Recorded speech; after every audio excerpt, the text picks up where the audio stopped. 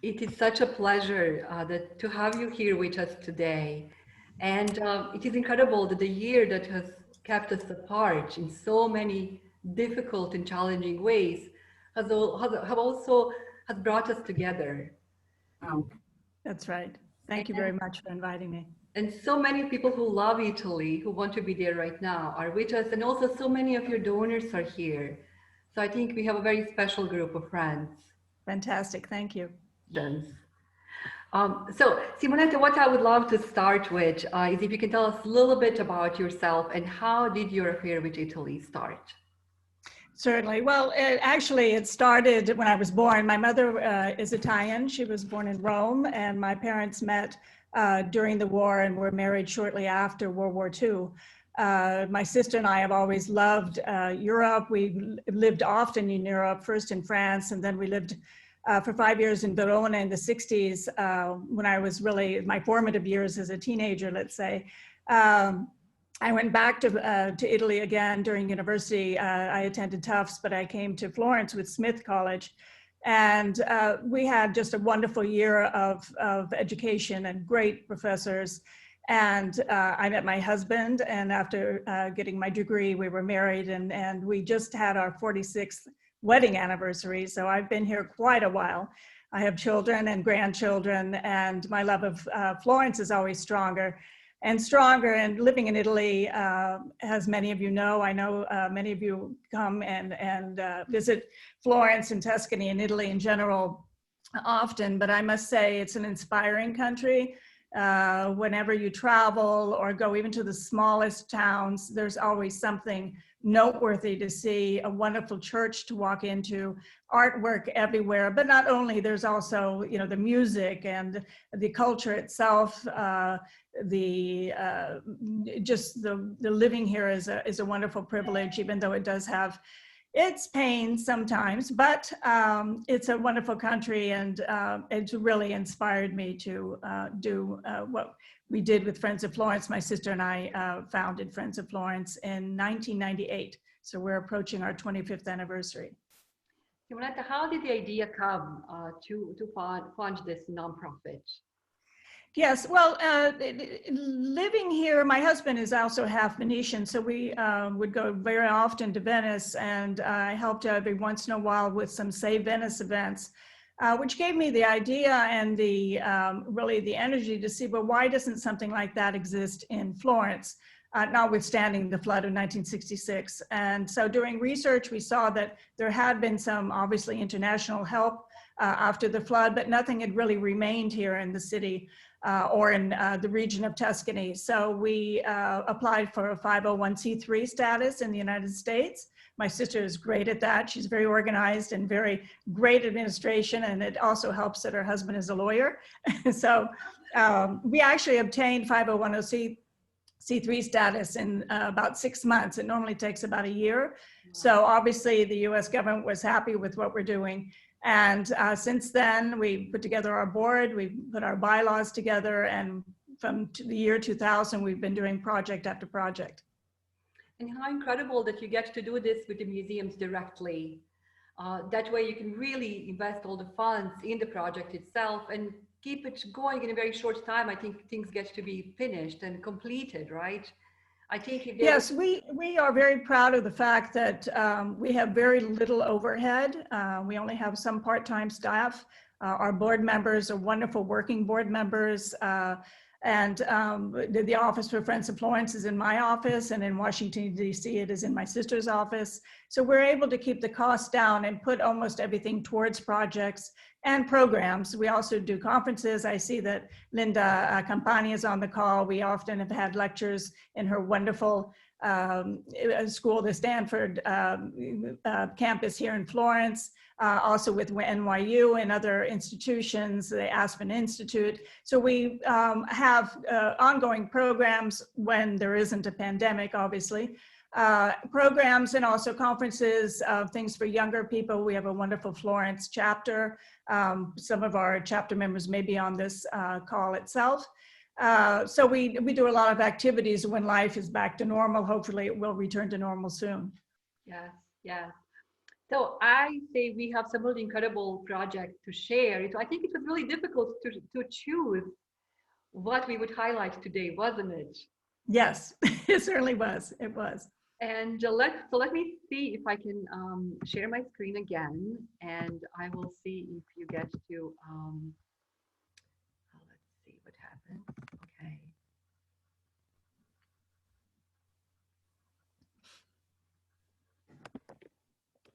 All right. Let's see if we can get the images going.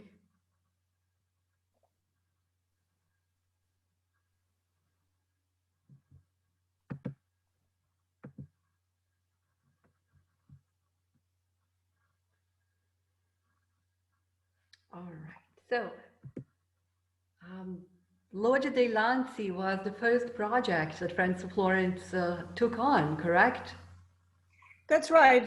This is our very first project. We approached the Soprintendenza in Florence to ask what the most urgent restoration would be needed for the city. And then the superintendent was Antonio Paolucci, and Professor Paolucci indicated the Rape of the Sabines that you see there in the loggia. When we visited the loggia with all of our board, we looked around and saw how much in need the other statues, the marble statues, were in need of restoration as well. So we took on all of the marble statuary beneath the loggia, and it was a wonderful project to follow. It took about 2 years. Obviously a very, very visible project because anyone who comes to Florence walks by the loggia. And so we were very fortunate to have that as our first project. Quite frankly, I think now after 20 years, we could probably go back and do some more work there because it's obviously in need, again, of at least a cleaning. And the Rape of the Sabines also is a project that I know the director of the Uffizi would like to bring that inside because it's obviously exposed to rain and to pollution and to the elements. But for now, it's still beneath the loggia. And so, yes, it was a great project. So there it is. And it's incredible that even after, from the, let's say, mid-16th century, this is still here and all of their fingers are still attached, which I think is just quite incredible and tells us how John Bologna, what a wonderful, how skillful of an artist he was. She's really standing the test of time. Yes, when we started the restoration, you could actually see the damage done by, especially by the rain and the acid rain with almost an orange peel texture to the marble. They have been doing tests on it for these last 20 years to see if there was some type of let's say, protective covering that they could put on the marble itself. But so far, nothing has really been successful. It is a marvelous work, and so are the other statues as well. But of course, this by the Rape of the Sabines is just amazing to see, in the round and the three figures working together from a single block of marble. Yes, I just want to tell our viewers, we started here in the Loggia dei Lanzi and Piazza della Signoria, and we will actually make a little kind of a circle around Florence and circle back to this location at the end. So we get to visit some other spots in the city. Of course, right next door, the Uffizi Gallery, and you have done so much in the Uffizi, starting with the Niobe room. That's right. The Niobe room was a room that had been damaged also with the bombing, the car bombs placed beside the Uffizi in 1993. This is actually facing the area where the car bomb was, so that it had been damaged. And then it was closed.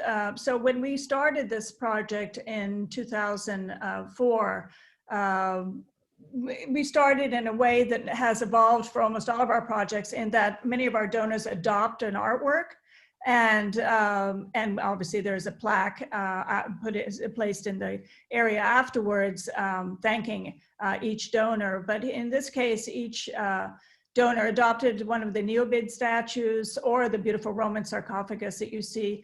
And in the far left, on the left wall, was a beautiful painting of the Rape of Proserpina by Grisoni that had been found by Antonio Natali in 2004. And that was really the catalyst to restore the whole room, because it had been lost to the Uffizi at the beginning of the 1900s.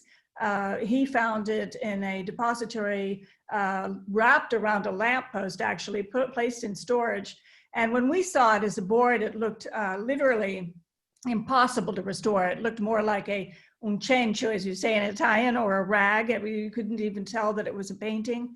And then our wonderful restorer, Muriel Vervat, was able to bring it back to life, worked on it for 9 months on her knees almost with all of her team.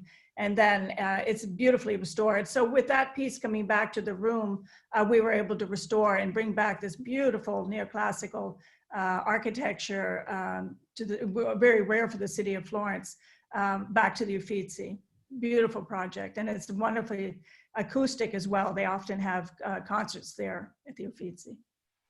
I think when people visit the Uffizi Gallery, they often forget that it was really the office building for the Grand Duke Cosimo I, and therefore it's not really the most comfortable museum that one gets to see.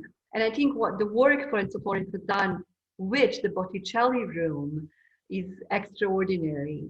So tell us a little bit about these two rooms that were combined together. Yes, at one time it was one large space. And at that time, the director was Antonio Natali. This project started with one director and actually finished with the director, Aki Schmidt, who is now still director of the Uffizi Galleries. And so it was an evolution in architecture as well as in time. They thought for the better flow, because of especially the amount of tourists who come to see, one of the main attractions, iconic attractions in Uffizi are the Botticelli paintings, especially the Primavera and the Venus, but it didn't work quite well in one large room. So this architectural space was divided, and actually some other Botticellis were brought in. For instance, this Annunciation, which is an fresco actually by Botticelli, and it was brought into a quite large one, and it was brought into one of the rooms. But it works quite well. They're much more visible. The lighting has been improved, much more security for each of the paintings. So we were involved with all of those aspects as well. Very gratifying, very beautiful project. It's the last very large project that we did in the Uffizi. Simonetta, how long did it take altogether? This was approximately a 2-year project. During the restoration of the room, all the important, that is, those, the Primavera and the other artworks that so many visitors to the Uffizi come to see, they were actually moved into another room so that they remained visible during all of the work, and then brought back here. But it was very complex because it had, as you can see from the architecture itself now, it was a complete change also to the way that the paintings were displayed in the Uffizi. Since then, with the director Schmidt, many of the rooms have been improved in lighting and in security, and even the air conditioning, the actual way that the paintings are displayed, those have been evolving over these last years. Paola, I'm sure you've seen, especially the Michelangelos and other paintings as well. You know, sometimes as a tour guide, especially last year or so before the pandemic, I was always a little bit scared to enter in Uffizi because I never knew what would be a change that happened overnight. And the new rooms were added towards the end of the percorso, you know, so. But yes, I think it's looking better, and the Botticelli room, an extraordinary gift. But I think the most complex project you probably did with the Uffizi administration is really working on this heart of the museum, the Tribuna, which I will just say quickly, the kind of the historical note is when the Grand Dukes were working on this right from the start, so right kind of towards the end of the 1500s, they came up with the idea to have this beautiful room where they would keep the most prized pieces of their collection. And I think this is really interesting because they were given a chance to really put in all the things that they really kept close to their heart. And people write to them, they send them letters requesting if they could come and see the works of art in Tribuna, and they usually say yes. So the idea of creating your collection to share it with others really starts in Florence at the end of the 16th century. So tell us about this incredible project and what was done. Well, first of all, it was for our 10th anniversary, so it was very dear and remains dear to our hearts. The Tribune was one of the first, as Paola was saying, as one of the first museum spaces in the world. It was brought to us, and we again here started having people adopt. We had one donor for all of the beautiful sealing of the shells, of these 6,000 shells that come from the Indian Ocean.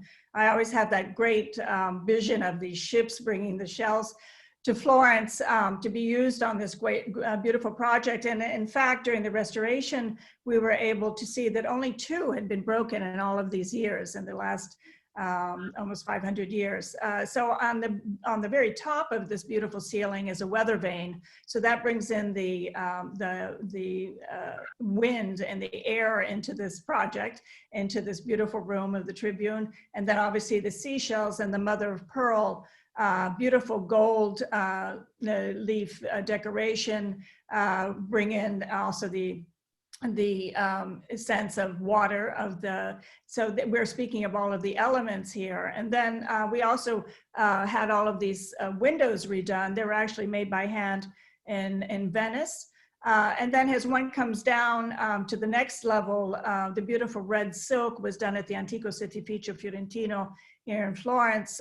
So it's a beautiful red velvet silk velvet that we were able, the director was able to match to a back of a tapestry where we found exactly the right cremisi, it's called, the Medici cremisi. And so we were able to actually have that made for the room. And then the beautiful flooring, of course, you can see with all the inlaid marbles, which represents the earth. The most prized statues of marble statues of the Roman era of the Medici are here in the very far central portion. You can see the Medici Venus, and then the wrestlers, the knife grinder, and others, the dancing faun. And then the paintings were brought back and they were changed. As what you probably remember, there used to be a walkway and people could go in, the visitors could go into the Tribune. That was changed. They took the walkway away. They opened another door. So now there are 3 visual entrances that you can look into, but the visitors no longer into there. But I think that was a good idea. It's more like a space which people can walk around and see from these 3 doorways, very almost like a sacred space, but very beautiful, and it remains now. And we were very proud of that, I must say, for it was a wonderful inauguration. I think you were here for that, Paola, weren't you? Yes, yes. And not only that I was there, but I was able to actually touch one of the shelves on the ceiling because I visited the restorer Laura Lucioli when she was working there. I was with one of the dignitaries coming from Serbia, and we had this unforgettable day in the Tribuna, all the way at the top of the scaffolding.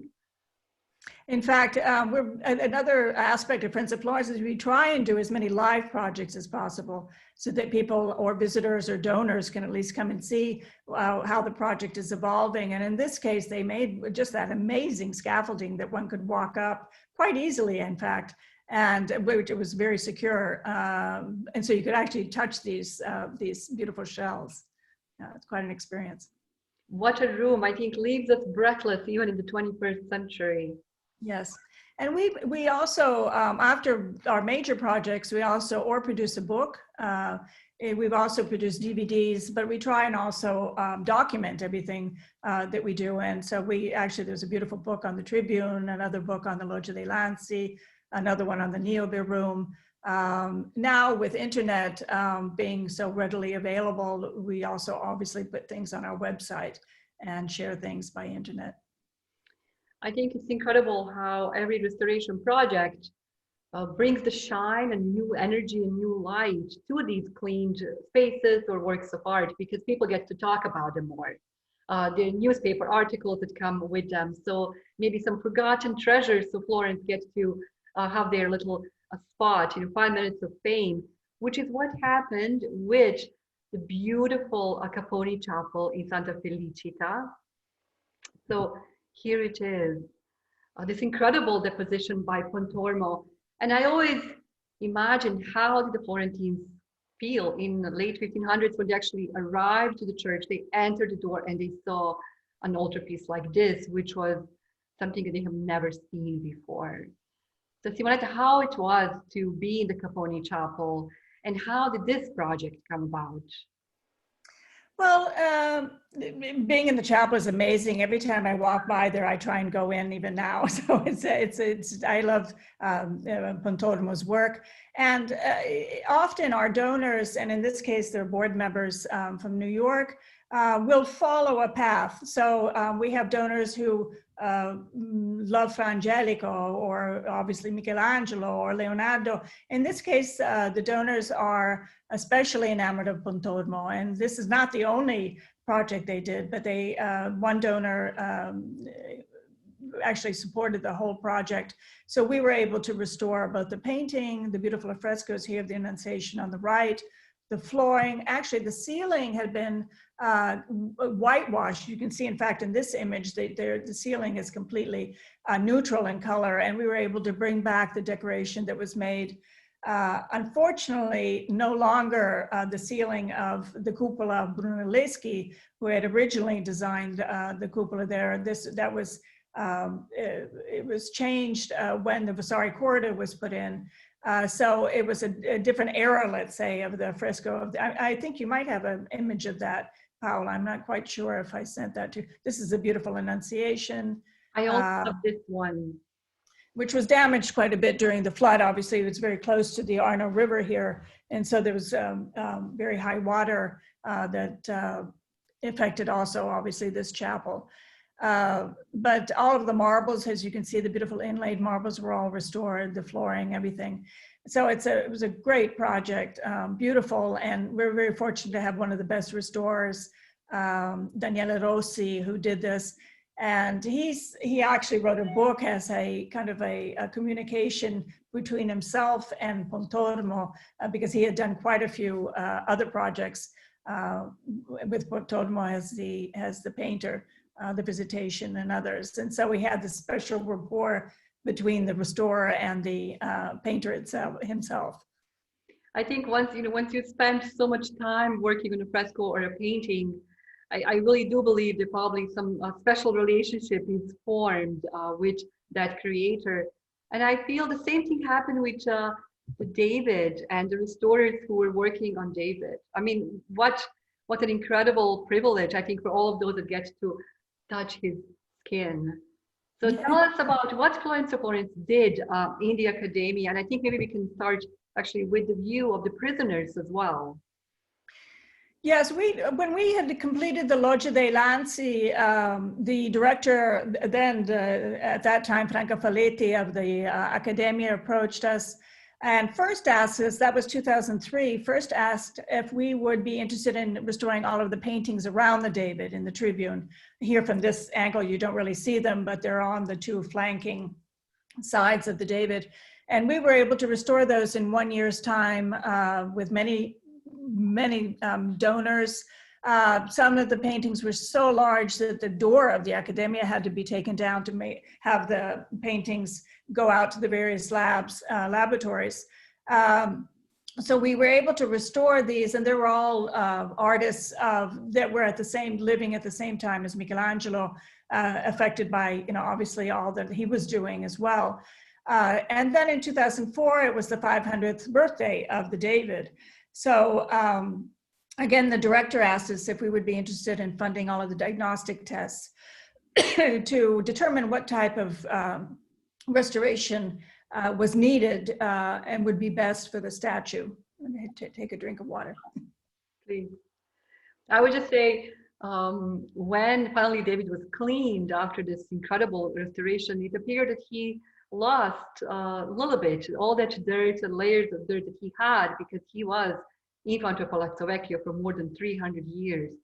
It appeared that he lost some weight. So I think Italian newspapers couldn't wait to publish a story that for his 500th birthday, David went on a diet and he never looked better.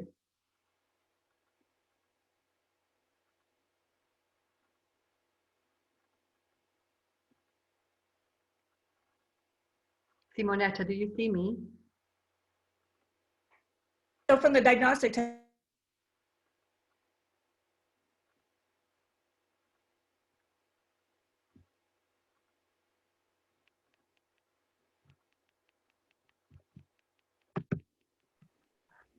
Simonetta? can you hear me? Now I can. Can you hear me? Turned off for a minute there. The effect of the David on everyone. But you were talking about the restorer. Actually, when Cinzia Padnigoni was the restorer of the David in 2004, and she literally almost fainted when she went up on the first time on the scaffolding and looked into his eyes. In this case, these restorers are part of our maintenance program that we've been funding since 2004. Every year, about every 2 months, we have restorers who come in and dust and see that the David is in good condition, stability tests. This is Paola Rosa. She's incredible. Maintain each project. Yes. So what they do, Simonetta, when they do the maintenance, what does that mean? Well, first of all, they have these, they look quite like vacuum cleaners, but they also analyze what has adhered to the marble. So is it tissue? Is it dust? Is it all the particles that enter when you have millions of people who come into the Academia Gallery? So that is analyzed and then really cleaned so that a big restoration doesn't have to be done again. Obviously, with all the visitors, there's a lot of terror, particles and spider webs and things like that. So they try and take care of all of those. Stability tests as well.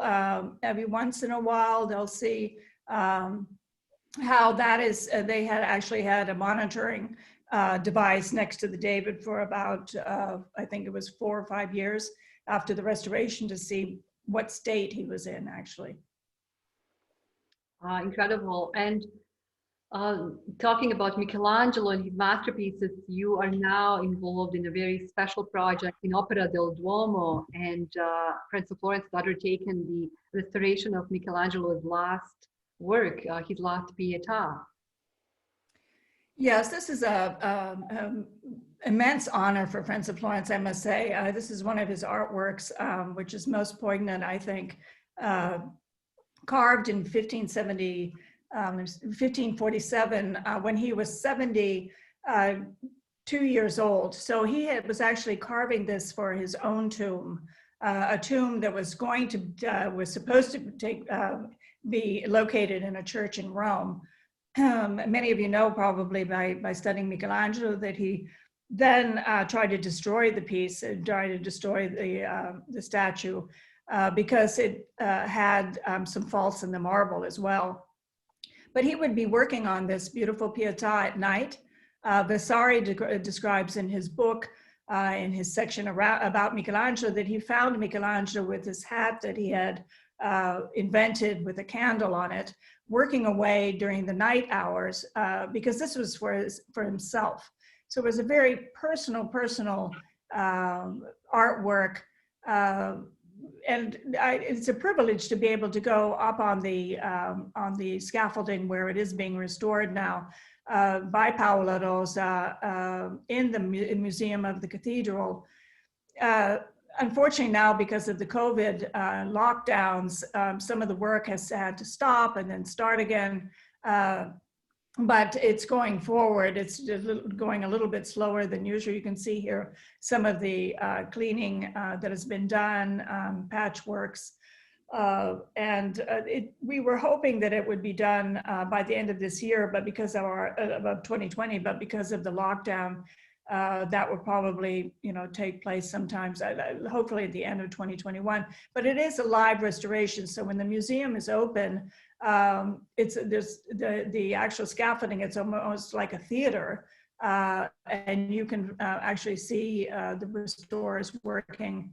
But it's just one of his most beautiful pieces. And then, as you know, he went on to do the Rondinini Pietà, which is in Milano. But this is a very, it had never really been thoroughly diagnosed with diagnostic tests, nor cleaned as thoroughly as now. It had a very troubled past, and that had traveled from Rome and then to Florence. It was in the cathedral. First of all, it was in the area beneath the Church of San Lorenzo, and then it was brought into the cathedral, and then from the cathedral to the museum. So it's been moved many times, displayed in different ways, but it's so poignant because obviously there's also, as you know, the self-portrait of Michelangelo in the face of Nicodemo. And that, is all original, obviously. The Mary Magdalene on the left was done after by one of his assistants. But the work is very beautiful. We're doing a lot of analysis on this as well. We've also, been able to follow with the wonderful director, Timothy Verdon. Monsignor Verdon is the director of the museum. And just hearing him speak about it is just an experience in itself. And Simonetta, I love in the room how they also displayed one of the poems by Michelangelo. And I think we learn most about Michelangelo, who he was as a person, from his poetry. And he has this beautiful poem that he writes at the same time, and he's struggling with this block of marble. And he says, I had art of my idol and my king. And then he kind of goes back saying, okay, I have to turn back to that Christ who was crucified on the cross. So almost like he's giving up this idol of art and his king, which was art, and he goes back to really deep faith that he has. And I think this is really visible here. He's literally supporting the Mother of God, Christ. He's holding them in his own hands. So an incredible work. And even in this unfinished stage, it speaks so much. It really does. It's just amazing, and it's a tribute to the genius, really, of Michelangelo, because I actually, going around the figures and looking at those details as you were showing before, just every, the arm, the mother, the hands of the mother, of the Mary are just so amazing and powerful, really. Yes. And what was surprising to me when I got to see the restorers at work, especially when they work on marble, that they're really using all the distilled water and Q-tips and cotton balls. So they don't really use any harsh solvents, which is perfect, of course, for marble. But it's really just a labor of love and going half inch by half inch, proceeding on the surface.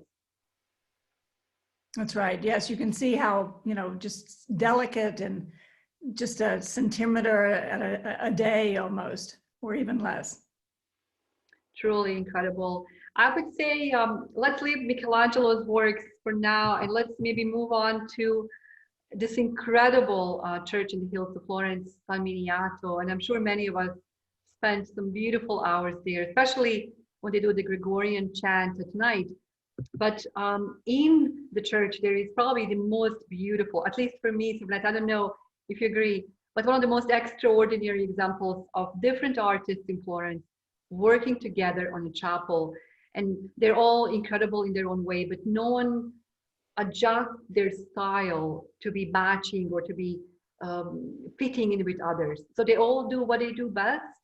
We have Antonio Rossellino, Luca della Robbia, and Del Pollaiolo brothers, and they all do their best, and somehow that mix works so perfectly. So here's I put in the map of the church to show you where the chapel is on the right. So maybe next time people come to visit, they get to see this. So what did Friends of Florence do in the chapel of Cardinal of Portugal? Well, first of all, let me just say a very brief story about this, because we had a bequest left to Friends of Florence by Professor John Cherubini, who we had never met, but he would come to Florence every year for several months, see our work, follow our work. He has a cousin who lives near Florence, Catherine Paoletti, who they would walk around, and this is one of the sites that he loved most, because he was a scholar of humanism as well. And so he left us this bequest, quite a large one. And with that, and with the consent also of his cousin, Catherine, we decided to dedicate most of the bequest to this. So we've actually been able to restore the entire chapel, all of the marbles, the painting by Baldonevetti. This is actually a copy of the Polaiolo, but that also was cleaned. The beautiful Della Robbia on the cupola, the frescoes of the prophets and of, here you can see, yes, exactly. You can see this is during the restoration. So one patch has not been done, so you can compare it to the other. But it's the whole, it's still in progress, the restoration. And we're hoping to inaugurate it in April this year, when there is the anniversary of San Miniato. It's a very powerful chapel dedicated to a cardinal who died quite early in life. He was the Cardinal of Portugal, so that's why you have the figure of Santiago. His name was actually Santiago as well, of the Cardinal, and just a beautiful, beautiful project. The scaffolding has just been recently taken down, but it's still a closed area as far as a restoration site. It's interesting that this cardinal, I think he died when he was 25 years old, and he died of tuberculosis, which no one knew at the time how to cure. And he says in his will that he wants to be buried in Florence. I think he was going from Rome to Ferrara and Mantua, and he stopped in Florence, and this is where he died. But interestingly enough, he, as a young foreigner, was able to do something that most Florentine families didn't get to do. He, with his funds that he left for his tomb, was able to bring in some of the best artists to work together side by side. So it really is a jewel of architecture, and I think people don't talk about it enough, and I think tourists don't go to see it. So maybe after this restoration, after people flock back to Florence, it will get to have some new visitors coming in as well. Hopefully. Anyway, we are not done in San Miniato, because you have another really incredible project, which is you're working on the, let's say, this area of the high altar, and I have some images. Here's Father Bernardo. Can you tell us a little bit, Simonetta, about the people you get to meet as you start these projects? You are working with the most important directors of the museum, but also the regional administration when you work on these projects, or in this case, the friars themselves. And how is that? I mean, are they always open to go with things you suggest, or is there a bit of challenges, and what are they? You know, I must say, well, first of all, I myself and everyone who comes to business projects, we're amazingly fortunate. I find that it's just so unique to be able to meet people and get to know people well, like Padre Bernardo, who is the prior of San Miniato.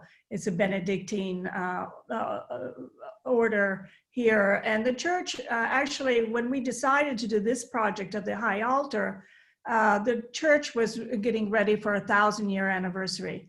So that was on the 27th of April of 2018. And so we actually dedicated this restoration of the high altar to the church, to the anniversary. I saw that one of our major donors is on the call, Catherine Del Pino. Thank you, Catherine. But who actually supported all of the structure of the tabernacle, of the altar, all the beautiful Della Robbia and other artists who decorated this. But yes, I'm very fortunate. We have never really had any difficulty with any of the administration, museum directors, priors of the churches. Obviously, they're very, very supportive of everything we do, because all we ask for really is a thank you, really. That's only, and to be able to put a plaque with the name of our donors. So it was a new experience for Florence. When we started our foundation, the first question that journalists would always ask me is, why are you doing this? And, you know, what do you expect in return? And we had to explain that we're, you know, this is out of really our, you know, everyone's love of art, not only of Florence, also of Tuscany, but generally of history, of art, of culture in general. And we weren't asking for anything in return. So it wasn't, they're not restorations to be able to sell anything or to make money. No, they're really to preserve what should be preserved for future generations. So I think all of the directors, the priors, the restorers themselves understand that completely now. Obviously, we're now doing at least 20 projects every year. So it's really a multiplication effort that goes on and on and on, but they're all fascinating. Here what you see on the right, there are actually two of these beautiful eagles, completely gold, plated in gold. These were restored by Nicola Savioli, a very excellent bronze restorer. And so beautiful. You couldn't really tell they were gold before. They were so dark and invisible almost. And now, as in many of our major projects, we're starting maintenance programs, and we dust and clean every 6 months the beautiful high altar, and we'll be doing that with the chapel as well. I think I have only these two other images. So you basically had to take down the entire altarpiece inside, correct? Exactly. During World War II, the whole high altar actually had been taken down and stored in wooden crates that had been taken apart, and to protect it, and then, you know, recompose, so to speak. There, when we took down these beautiful paintings of the 1300s depicting the life of Christ, and also San Miniato and San Giovanni Gualberto, they had been put in a different order in the last time that they were recomposed after the war. So we went back with the research team of the restorers and historians, and it was placed back as it was originally. We were able to find photographs and actually paintings of this high altar that had the high altar in it. And so we were able to see exactly what the positions were of these different panel paintings. Incredible. Simonetta, I love that you go from major museums to maybe a little bit of lesser known works of art, but the project that I absolutely adore is the tabernacles, and how Friends of Florence is now really touching different street corners of the medieval city, restoring these incredible works of art. And how did this start, and what was the first tabernacle you restored? Maybe we should also say what tabernacles are, because they're really unique to cities like, well, most Italian cities, and they're usually on the intersection of different streets, and there would be holy images, different saints, or just Mother of God, and there would usually be a candle or some little bit of light, which was really a light, not only spiritual, but a physical light in these really dark medieval streets. So tell us about the tabernacles, and how did you start with them? Yes, well, I want to thank Diana Richmond, Allison Gilligan, and Kate Collins, who are our chairs of our Florence chapter that we started around 2010, I believe it was. And gathering funds together, they started saying, well, why don't we do a whole campaign on restoring tabernacles, because they are an example of public art. And they are. You see them all around the city. Some streets have more than one. But it's also interesting at this time that we're living in now, because the tabernacles became very, very important to the cities in Italy, especially of Florence and Siena during the Black Plague, because they became almost like altars when people could not go into churches, just like what occurred here between March and June 2020 because of COVID-19. So they would be able to pray in front of these tabernacles. Sometimes there would actually be mass said in front of the tabernacles. So they were a way of actually praying and rendering thanks for any. Sometimes you'll see votive pieces near these tabernacles, giving thanks for maybe a miracle or And even today, you'll see people stopping and praying or just becoming inspired during a walk where they may be going to go shopping or to work or wherever they may be going, but it's always kind of a pause in their daily routine to be able to stop in front of these. We also had, we put together an accord with its organization in Italy, in Florence, called Angeli del Bello, who clean graffiti. They clean a lot of the walls in Florence. That's an organization that started a few years ago. Many students, university students, help in cleaning. We put together a program with them so that a certain part of their team will go and clean especially the glass, things like that, on these tabernacles, because sometimes it's not so much that they need to be restored, but just cleaned, because they are on street corners and on streets themselves. I love that in medieval times, when people would maybe make a deal, some kind of business deal, and they had no people around them who would be witnesses, let's say, to some kind of exchange that they're doing, they would actually go and shake hands underneath one of these images, because then the saint represented with the Virgin Mary will become the witness. So their uses were just extraordinary. Amazing. And now let me see, we've completed 7 tabernacles, and now I know Diana, Allison, and Kate are now kind of taking a pause to see what the next ones will be. So far, we've restored tabernacles in the Oltre Arno, so all of the area. These are on Via del Campucci near Piazza Torquato Tasso. We've done others. Our very first one was on Via San Giovanni, which is near Borgo San Frediano, so always in Oltre Arno. And it's very nice, as you can see here on the image on the left. Often people will put flowers, candles, so they're still objects of devotion, really. Yes, they are living parts of the city even today. Simonetta, moving on, let's go to San Marco. And on the 17th of December of last year, it was really neat to look on the social media of different Florentine culture representatives and to speak about the opening of the new room. So you literally had to announce the opening of this room, even though the museum was closed to public, online. And so here we are in San Marco. I know you have done a lot of work in the cloister of the convent, including this fresco, but what really we should talk about, we have a few minutes left. Let's talk about this beautiful Fra Angelico room and what was done. Maybe I can just show how here's the team. Tell us about who you worked with and what was this project? Yes, well, here we were approached by the regional director for all the museums in Tuscany, who's the gentleman here in the center, and then the director, Angelo Tartuferi, who is the gentleman here on the right.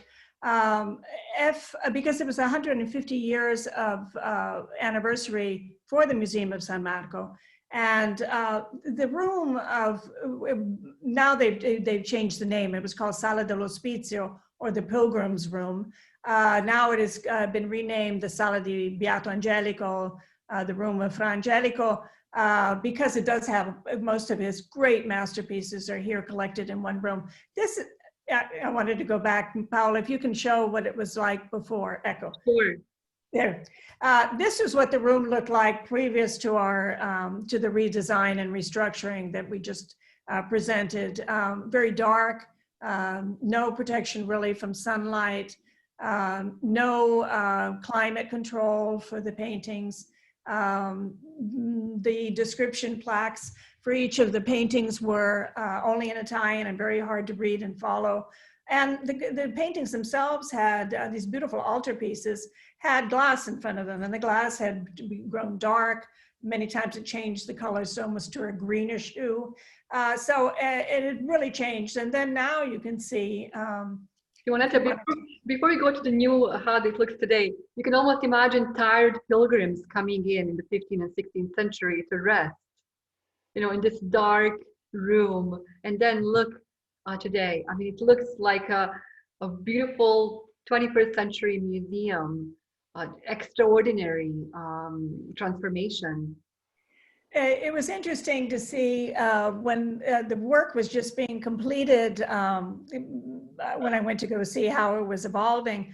The guards, actually, some of the guards who had been working in the museum for the last 30 years came to me and they said, you know, thank you so much. We have never seen the colors of Fra Angelico as we see them now, because they were almost invisible. You could not see these beautiful, beautiful blues and greens and gold, or the landscapes sometimes behind some of these altarpieces. So obviously all the lighting was put in. Architects De Vita designed the room. It was done very quickly. They started during the first lockdown and then finished, as you said, Paola, in just now in December. And yesterday, the museum opened finally. They've been finally opening museums because Tuscany is now in our yellow zone, as they say, which is in comparison not the red zone where everything had to be closed. So we're still in lockdown, but not completely. And they had their first visitors yesterday. So all of actually the newspapers were speaking of that even today, of how many visitors visited various of the museums as they're slowly reopening. Here on the left, as you can, you're looking at the Madonna dei Lignaioli in the end. Thank you, Paola. Where the arrow is, it's an empty space. It's empty because we're actually restoring the artwork that will be placed there. This is called the Pala del Bosco dei Frati by Fra Angelico. Beautiful painting in very bad condition, I must say. So it's in the lab. Here you see her laboratory of Lucia Biondi, who's done a number of restorations for Friends of Florence. But here again, you can see the landscapes. The saints themselves are in very bad condition because there had been overpainting during the centuries with cleaning done by, not by the restorers as they are today. But it will come back, and it should be placed probably back into the museum at the end of 2021, we hope. Simonetta, I wonder what Fra Angelico would think of the new room. The convent was his home. Yes, it was. I think he would be very happy about how they're displayed. They are great descriptive plaques. They're actually the descriptive plaques that also show, if they're pedella pieces, they're perhaps in other museums. It actually shows graphically where they would be in respect to the altarpiece. But Fra Angelico is another artist that we follow quite closely. We also did a beautiful restoration of an Annunciation that is in the Prado Museum in Madrid. So we did a joint restoration effort there with the American Friends of the Prado. Beautiful artwork, just a great experience. We try and share with other institutions as much as we can, just like we did with, say, Venice, for a beautiful a Tuscan artwork in Venice, and they shared with Friends of Florence the beautiful restoration of the Tiepolo drawing album from the Horn Museum. That was on the occasion of the 50th anniversary of the flood in 2016. So it's wonderful to be able to work with other institutions that we all respect each other. Truly extraordinary. The news also came out just, I think, last week or 10 days ago that you will be doing a special project in Palazzo Vecchio. And there we are coming back to Luggilanti where we started. And of course, Cosimo I and his world of the Palazzo. So tell us a little bit about this incredible room and what will be done here. Well, I must say here again, I always get very emotional about a lot of our projects, but I must say this project was a project that we had been wanting to do for about the last 10 years. Very much in need. This is the beautiful geographic maps, more than 50 artworks in maps, geographic maps, and then this beautiful mappamondo of terrestrial globe that is completely illegible.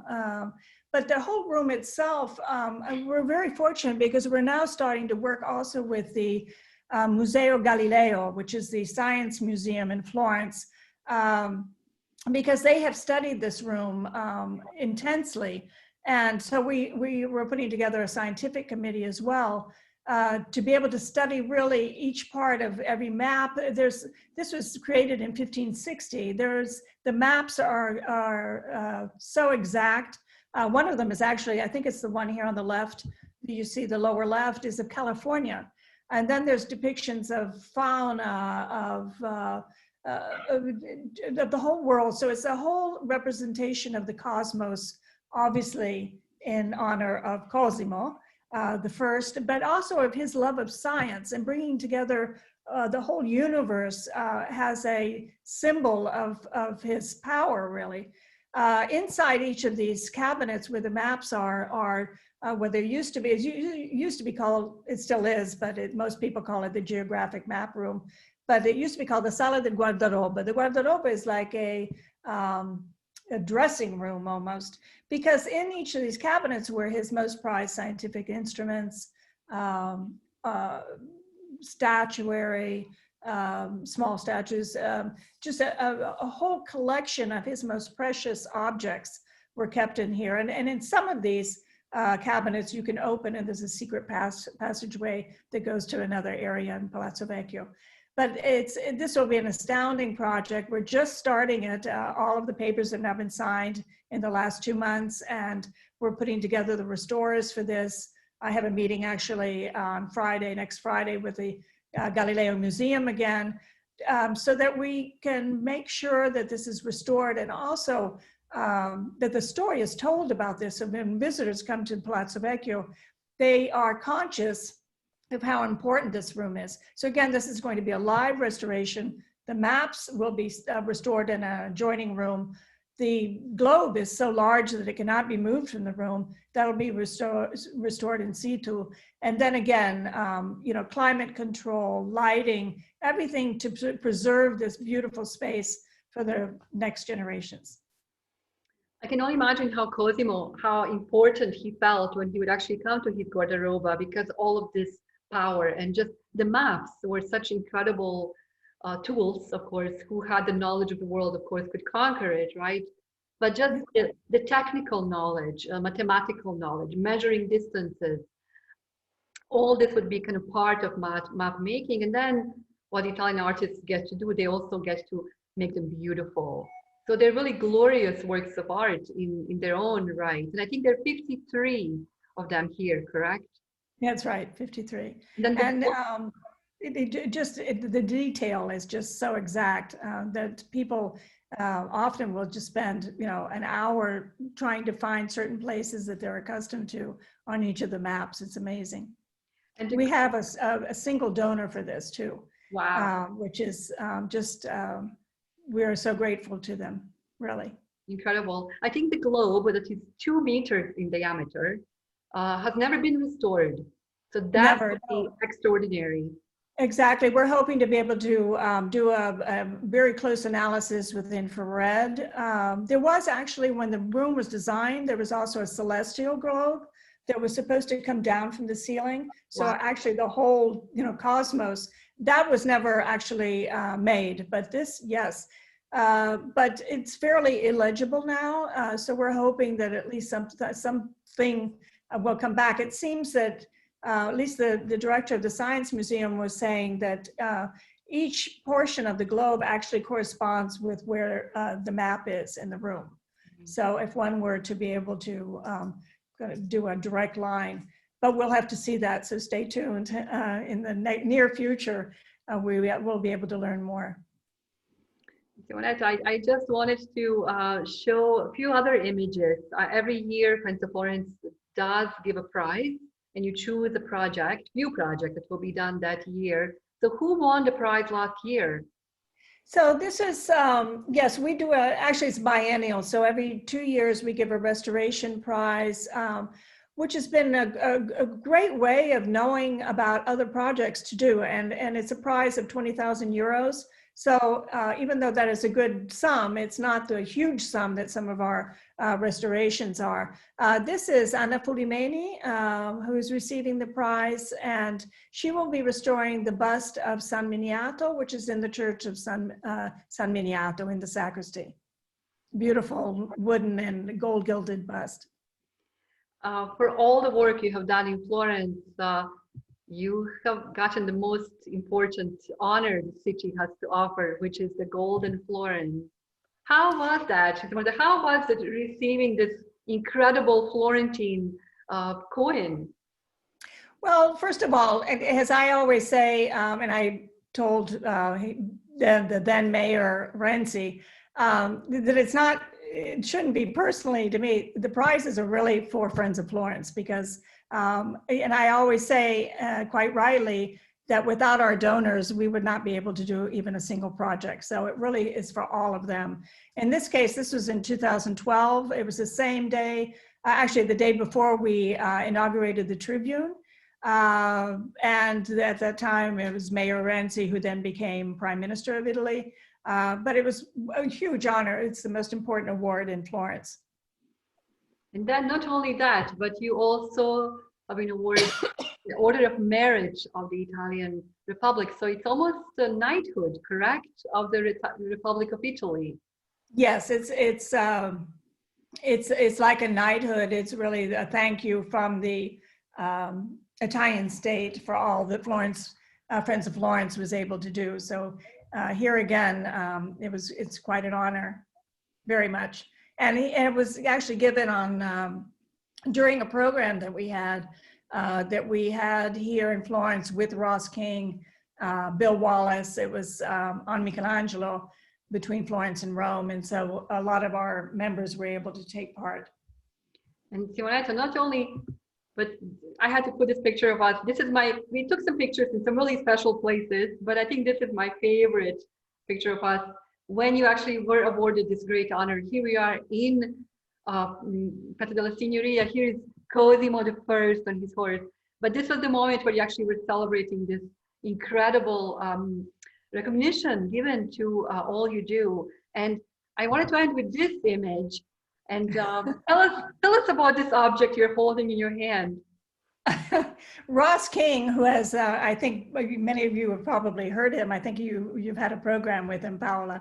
Said that since in Italian ceremonies for this type of knighthood, they do not actually tap your shoulders with a sword. He went out and bought this medieval-looking short knife, let's say sword, and did the whole ceremony in Piazza della Signoria with all of our participants of our program. So it was a very funny way to celebrate after the actual official award ceremony. Here we're at the Friscobaldi restaurant where we were all wining and dining in the early hours of the evening. Just wonderful. So Simonetta, thank you so much for taking us through all of these different projects. We could have probably spent 4 hours going from church to the museums that you have touched, which, you know, the beautiful soft power of what you do. So I will stop the share of the screen, and if you have a little bit more time to spend with us, could we maybe look at some of the questions coming in? Certainly, yes, I'd be happy to. Thank you, Paola. Oh, thank you. I think everyone who is with us today is really probably enjoying seeing all of these beautiful images. So I'm really curious to see what the questions are coming in. I see a lot of people are grateful for all you do. Let's see. Hold on. There is a question from Margaret. Will the restoration work in San Miniato also include the frescoes in the sacristy? That is not what part of in the sacristy is not part of the project, but hopefully in the near future we'll be able to do that. It's a beautiful, beautiful fresco cycle. Merle Haber from Scottsdale is saying, Simonetta, what a beautiful, intriguing life you have had to help preserve so much of the world, Jean and Merle. And they were actually donors in Santa Croce as well. So I think so many people that love Florence help in most incredible way. Which, Simonetta, brings me to maybe the last question I wanted to ask you. What do you think will be the future of Florence? And we all know how much Italy is hurting during this pandemic, and cities like Florence and Venice and Rome, of course. But what do you think will be the future of the city? What will Florence look like, you know, after we get out of this COVID-19 situation? And what do you think we can do, people who are here with us today and those who will be listening in, what can we do to help? Well, as I'm sure everyone has read and seen from images, Florence, just like Venice, Rome, and other cities around the world, has changed considerably because of COVID. Unfortunately, the city of Florence, like Venice, has concentrated too much of its economy on mass tourism. A mass tourism that had just become out of hand in the last few years. It was difficult even to walk down a street or to cross a piazza or even think about going into a museum. There were just hordes of people everywhere. So that, from the extremism of that, we now have completely almost empty streets. I've seen now that Florentines are coming back, though. Now that we're on a little lighter lockdown, people are going actually to the museums. I think definitely our economy will be hurting for quite a while. There have been so many properties in the city that have been turned into hotels or Airbnbs. I think that'll have to reverse. They'll have to bring back Florentines into the city because people have really finally understood that you can't base everything on tourism or, you know, all your eggs in one basket, so to speak. So I think a more humanizing approach to the city has to be taken. But I think one thing that has come out from COVID is that people appreciate culture. They appreciate art. It can be music, it can be dance, it can be food that you're actually making in your home while you're locked down in your home, or seeing artwork. So I'm always optimistic. I try to be optimistic, and I think in the future, I think we'll have to go back to what Dostoevsky said, that beauty will save the world, which we hope will be true. Yeah, yeah. So many comments here are just about complimenting what you do in Friends of Florence. I will share the chat with you, Simonetta, so you will be able to see all the wonderful admiration coming from all over. Donna Mallon said that you're an inspiration. Donna Mallon is a big donor for for Santa Croce, but also for advancing women artists. So I think thanks to all these Florentine lovers, we get to, city will keep going and the works of art will be here. Jeffrey Davis is asking, is there a chapter in Pittsburgh, Pennsylvania? No, there isn't, but if you'd like to start one, we'd be more than happy. So we would love to have chapters around the world. As I said, you know, we're working board members, so sometimes it's kind of hard to do everything on our own. So anybody who would like to help, you're welcome to do so actively with a lot of energy. That would be fantastic. And I just wanted to point out that we also do projects outside of Florence. So we're currently in Pistoia, we're doing a project. We did something in the Badia Passignano, something towards Siena in the Chianti area. So it's, if you also, I know many people might have homes or might travel not only to Florence, but to Tuscany. That is part of our mission, really. Ellen Rossi says, grazie tante, Simonetta, carissimi saluti. Ellen, we went to school together here. Then we have Jill Russell, who is asking, is it true that David has a weak ankle?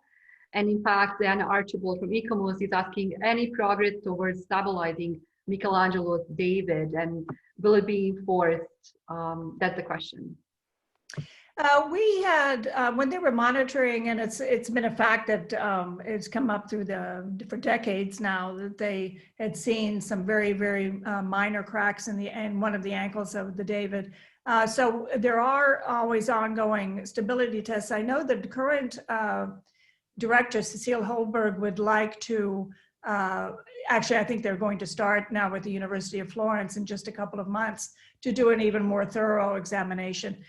We had tried to suggest of putting the David on some type of earthquake protection platform. But I must say, the director pointed out, the current director, that even if he is on a platform, if there's a very strong earthquake, the whole cupola above him will come down.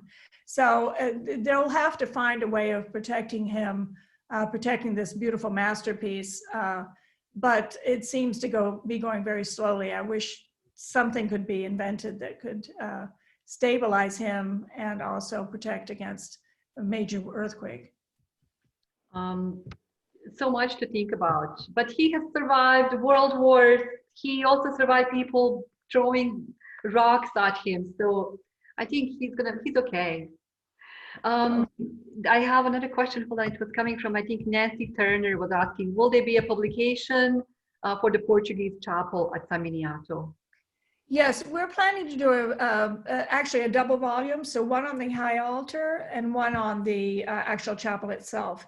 So the same restorers, even a larger team for the chapel, because there are some other artworks as well inside. But once they finish that project, we'd like to start doing, because they have all of the materials and research and actually how the restoration was done and the history. So we just have to put all the material together. Wonderful. Simonetta, I don't know how to thank you for sharing this last hour of your day with us today, but I hope we have inspired some people to join us and join Friends of Florence and all you do. And I would love to end with the words of one of your donors that we saw in the short clip in the beginning. He said, preserving the best of humanity. I think this is truly your short brand for Friends of Florence. So I hope others will come in and really support all you do. We all know Florence needs it now more than ever. It really does. Thank you, Paola. I want to thank you and all the participants, because it was a true honor and pleasure for me to be able to speak about Friends of Florence with all of you. So hopefully come and see us in Florence. Paola, you'll be back soon, hopefully. Yes, I'll be back so we soon. see everyone.